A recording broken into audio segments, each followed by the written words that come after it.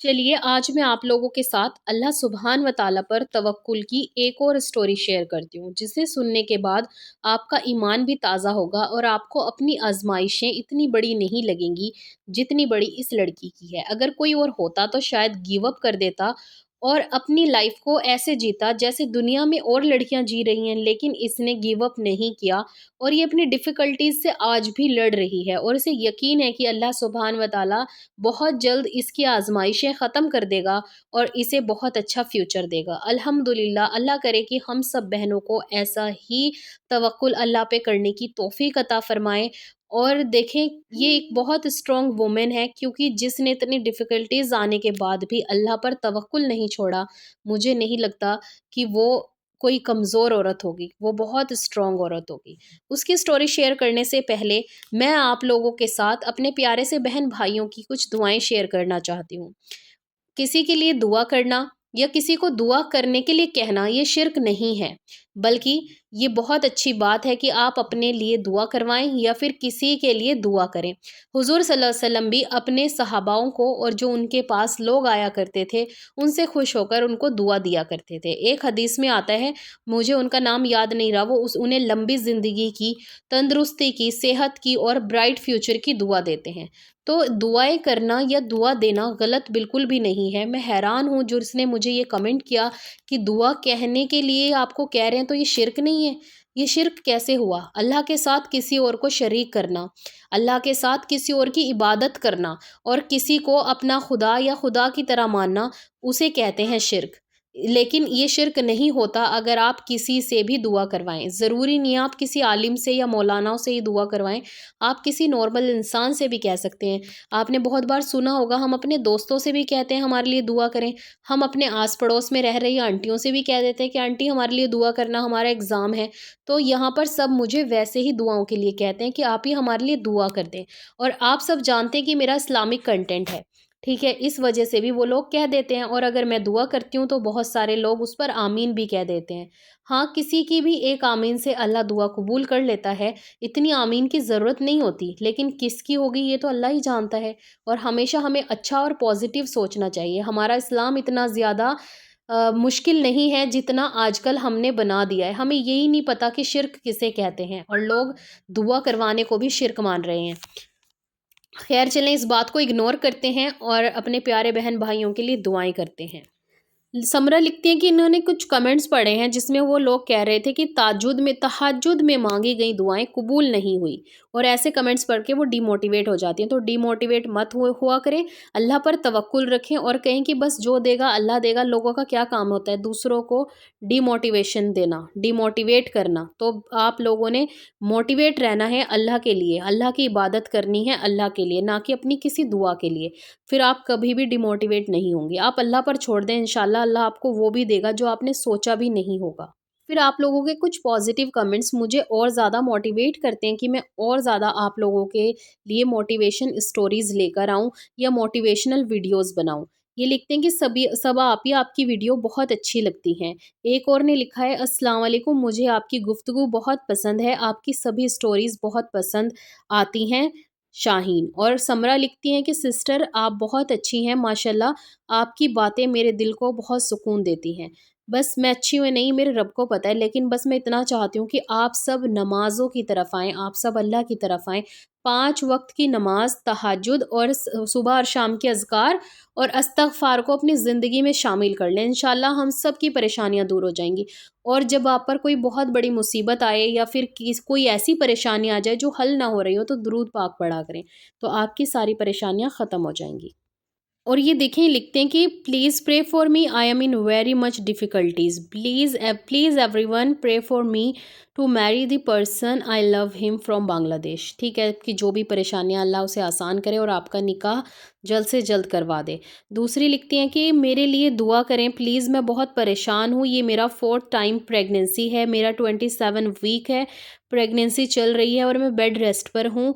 मेरा निकलना बहुत इस टाइम का निकलना बहुत ज़रूरी है। अल्लाह ताला बस मेरे और मेरे हमल की हिफ़ाज़त करे। इंशाअल्लाह अल्लाह सुब्हान व तआला आपके और आपके बच्चे दोनों की हिफ़ाज़त करे। सही सलामत वो बच्चा इस दुनिया में आए लंबी ज़िंदगी के साथ और आपको माँ बनने की खुशी नसीब हो। अल्लाह आपकी परेशानी दूर कर दे। ज़्यादा से ज़्यादा इस्तग़फ़ार करती रहें और अल्लाह से दुआ करती रहें कि अल्लाह आपकी दुआएँ ज़रूर कबूल फ़रमाएगा इंशाअल्लाह, कि अल्लाह मुझे माफ़ कर दें और अल्लाह प्लीज़ इस बच्चे की हिफ़ाज़त करना और हमेशा आयतल कुर्सी और चारों कुल पढ़कर अपने ऊपर दम करती रहें। ये देखिए, एक मेरी बहन ने पूछा है कि अस्सलाम वालेकुम आपी, आपने बताया कि आपके चेहरे में दाग धब्बे हो गए थे। आपको शिफ़ा कैसे मिली? प्लीज़ बताइए। आपी, मेरे भी चेहरे में दाग धब्बे हो गए हैं। चेहरा बेनूर हो गया। सेम मेरी प्रॉब्लम थी। एक तो नमाज़ की पाबंदी की वजह से मुझे बहुत ज़्यादा फ़र्क लगा है, क्योंकि जब मैं वुज़ू करती हूँ ना, और ये मैंने कुछ टाइम पहले से शुरू किया है कि मैं वुज़ू को ना अच्छे से अपने हाथों को ना पूरे चेहरे पर फेरती हूँ और अल्लाह से दुआ करती रहती हूँ दिल ही दिल में कि अल्लाह मेरे सारे दाग धब्बे पिंपल्स हर एक चीज़ तू ख़त्म कर दे और मेरे चेहरे को ना बिल्कुल नूर वाला बना दे। और एक मैं हर नमाज के बाद या नूरू 11 टाइम्स पढ़ती हूँ, पांचों नमाज में, इवन कि तहज्जुद में भी पढ़ लेती हूँ। और तहज्जुद की नमाज से भी बहुत फ़ायदा होता है कि आपका चेहरा ना रोशन हो जाता है, आपका जो चेहरा है वो चमकने लगता है। ये नमाज़ों का नूर होता है वैसे। मैं तहज्जुद तो आपको वैसे बता रही हूँ क्योंकि मेरे दिल के बहुत करीब है इसलिए। लेकिन 5 फ़र्ज़ नमाज़ अगर आप पाबंदी के साथ पढ़ेंगी और या नूरू हर नमाज में 11 टाइम पढ़ेंगी और जब वुज़ू करेंगी ना अपने चेहरे पे, जब आप वॉश कर रही होंगी, तो बस आप सोचें कि जो ये पानी है ना, ये एक मेडिसिन है और आपका फेस फेस पूरा क्लीन हो जाएगा।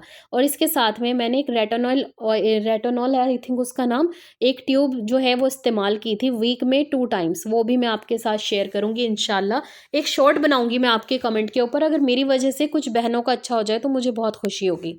और ये बहन लिखती हैं कि प्लीज़ मेरे लिए भी दुआ कर दें, मेरे शौहर ने मुझे तलाक दे दिया, अस्तग़फ़िरुल्लाह, पर मैं उससे बहुत मोहब्बत करती हूँ। जिस वक़्त वो तलाक दे रहा था तभी आप वहाँ से निकल जाती, तलाक सुनती ही नहीं तो तलाक होती भी नहीं, चाहे वो किसी के भी मुँह पे तलाक दे देता, पर आपको तलाक नहीं होती। और अब आपको हलाला भी करना पड़ेगा। अब आप अगर उसे पाना चाहती हैं, और सबसे पहली बात ये है कि जिस इंसान ने तलाक दी है वो राज़ी होगा या नहीं होगा ये तो अल्लाह ही जानते हैं।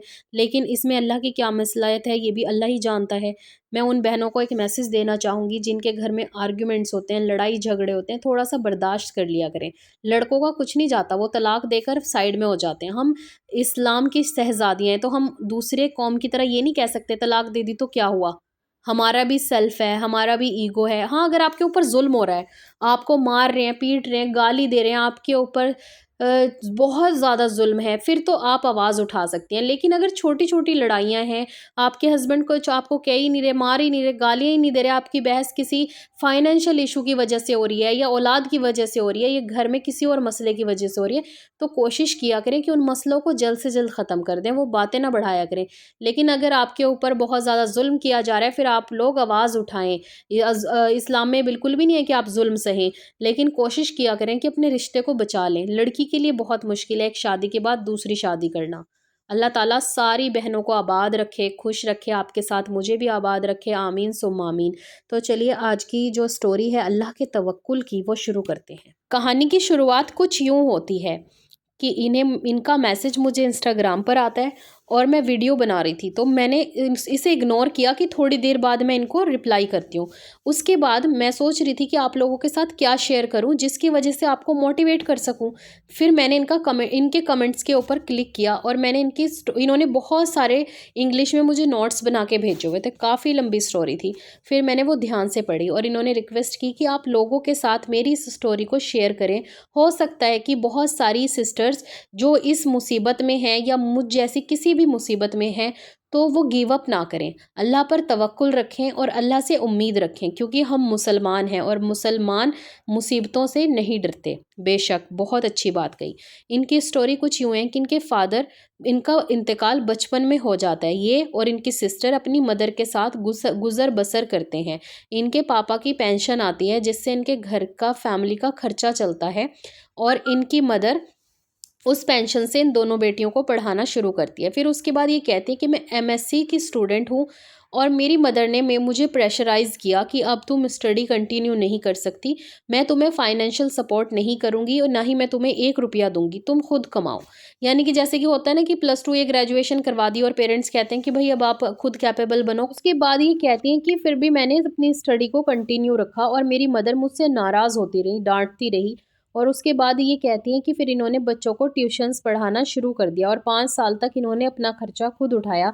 लेकिन इनकी मदर इनसे खुश नहीं थी, क्योंकि उन्होंने इसने उनके अकॉर्डिंग स्टडी नहीं करी, इन अपनी मदर के अकॉर्डिंग जॉब नहीं करी। फिर इनकी मदर ने बहुत ज़्यादा प्रेशराइज़ किया कि ये ट्यूशन्स वगैरह बंद करो और तुम जॉब जॉइन करो। और ये कहते हैं कि इन्होंने अक्टूबर में या नवंबर में जॉब जॉइन सॉरी सितंबर में या अक्टूबर में इन्होंने जॉब जॉइन की और उस जॉब के थ्रू ये एक ऑफिस में जॉब करने लगी। वो कहती हैं कि इनका बॉस और जो एचआर था वो इनको हरास करने लगा, यहाँ तक कि एचआर ने इनसे कहा कि मैं तुम्हारा किडनैप करके तुम्हारे से ज़बरदस्ती शादी भी कर लूँगा। तो ये कहते हैं कि मैं डर गई और जब वो मुझे हरास करते थे तो मैंने सोच लिया था कि मैं अब जॉब नहीं करूँगी, और फिर इन्होंने नवंबर में वो जॉब जो है वो क्विट कर दी। ये कहते हैं कि मेरी मदर को जब मैंने ये सारी बात बताई तो मेरी मदर बहुत ज़्यादा गुस्सा हुई और इनको सपोर्ट नहीं करा, और इवन कि एक बच्चे को ना थोड़ा-सा कह देते हैं कि हाँ, बहुत गलत हुआ है, तूने अच्छा किया है। कहती है मैं अपनी मदर की शिकायत नहीं कर रही, लेकिन हर एक माँ को ना अपने बच्चे को ज़रूर सपोर्ट करना चाहिए। तो मदर ना तो इस बात पे कोई रिएक्ट करती हैं, ना कोई स्टेप उठाती हैं और ना ही इनको कोई सजेशन देती हैं। उसके बाद ये कहती है कि मैंने अपनी जॉब भी छोड़ दी और अल्हम्दुलिल्लाह मैं मुतमईन हूँ, 5 वक़्त की नमाज़ पढ़ती हूँ, अल्लाह से दुआ माँगती हूँ और मेरा तवक्कुल अल्लाह पर बहुत ज़्यादा है कि अल्लाह ने ही ये आज़माइशें दी हैं और इंशाअल्लाह अल्लाह ही इन्हें ख़त्म करेगा। और फिर ये कहते हैं कि इनकी लाइफ़ में एक बार एक लड़का आया, उसने इनसे मोहब्बत के वादे करे, शादी करने को कहा और उसके बाद उस लड़के ने अचानक से किसी और से शादी कर ली।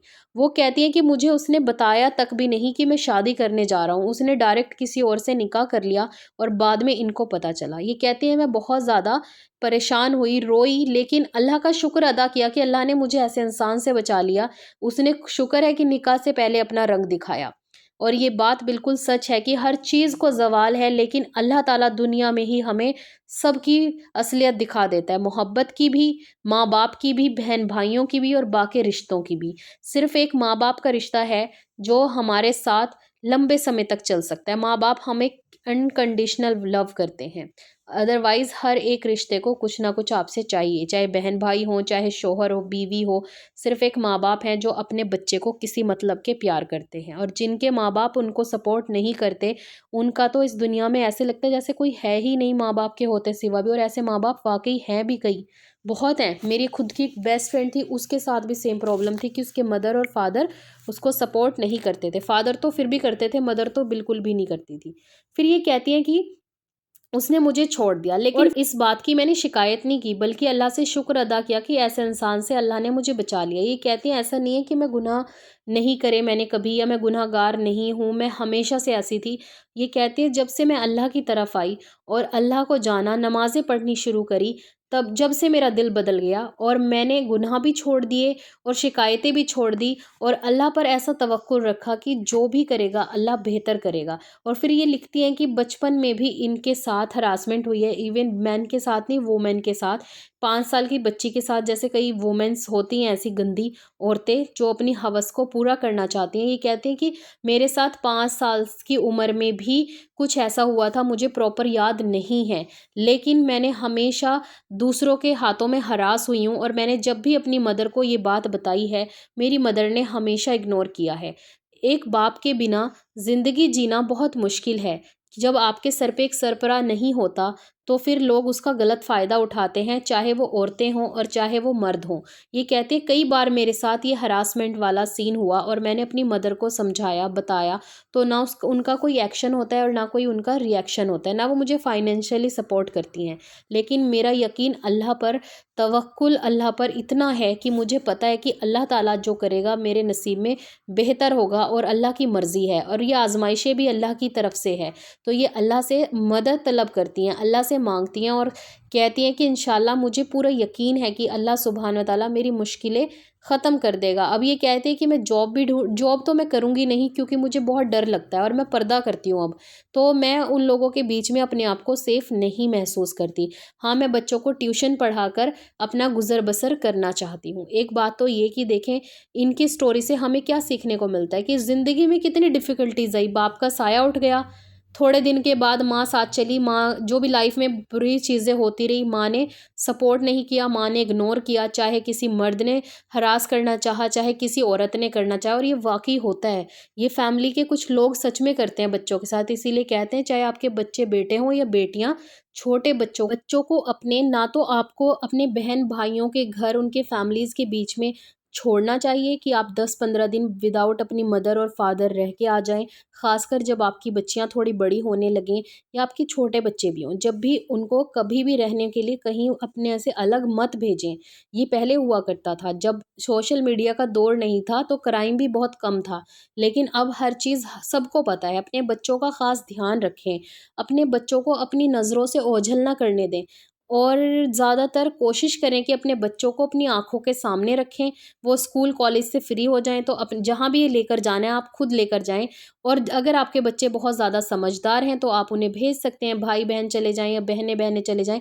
पर बचपन से लेके बड़े होने तक अपने बच्चों का ख़ास ध्यान रखें। अगर किसी बच्चे के साथ हरासमेंट होती है या कोई भी उनको सेक्सुअल नुकसान पहुँचाना चाहता है, तो बच्चे का जो माइंड है ना, वो बचपन से ही डिप्रेशन में चला जाता है। बच्चे को खुद भी ये महसूस होता है कि मेरे साथ कुछ गलत हो रहा है। और अपने छोटी बच्ची और बच्चों को बचपन से सिखाएँ, अगर कोई अंकल आपको टच करे, हैंड पे, लिप्स पे, बैक पे, तो आपने टच करने नहीं देना है और आपने चीखना है। वही सेम बात अपने बेटे को भी सिखाएँ, जब वो छोटे हों कि अगर आपको कोई अंकल या आंटी बेटा यहाँ-यहाँ चीज़ों पे टच करे तो आपने अपनी मम्मा को बताना है। अपने प्यारे बच्चों को बहुत प्यारा-सा माहौल दें घर का, उनकी बातें सुनें, बचपन से ही उनको ये एहसास दिलाएँ आपके साथ कुछ भी गलत हो जाए या आपसे कोई भी गलती हो जाए, बेटा हम आपके साथ खड़े हैं, हम गलती को सही कर देंगे और आपको भी बताएँगे कि क्या सही है और क्या गलत है।